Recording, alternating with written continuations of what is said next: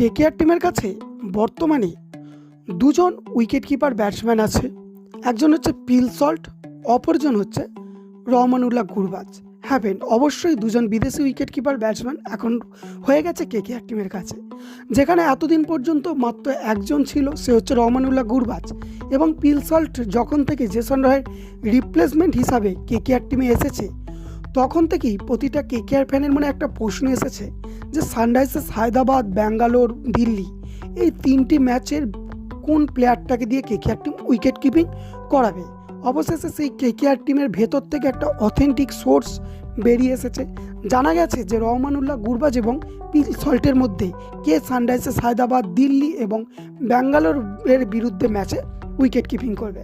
আজকের ভিডিওতে তোমাদের জানাবো কেকেআর টিমের প্রথম তিনটি ম্যাচে কে উইকেট কিপিং ব্যাটসম্যান হিসাবে খেলবে এবং কে ওপেনিং করবে। সমস্ত কিছু নিয়ে আজকের এই ভিডিওতে বিস্তারিত আলোচনা করব।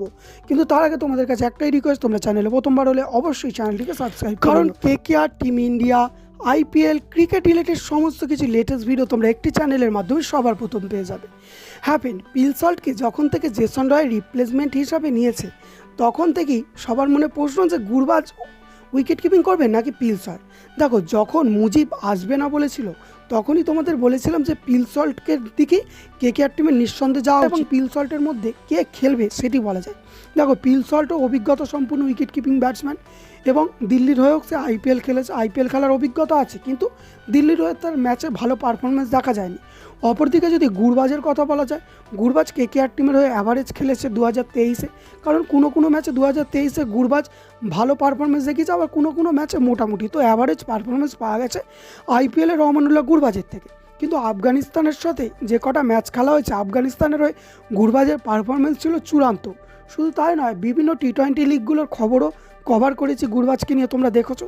সেখানে গুরবাজের পারফরমেন্স আউটস্ট্যান্ডিং ছিল, সত্যি ভালো পারফরমেন্স করেছে গুরবাজ।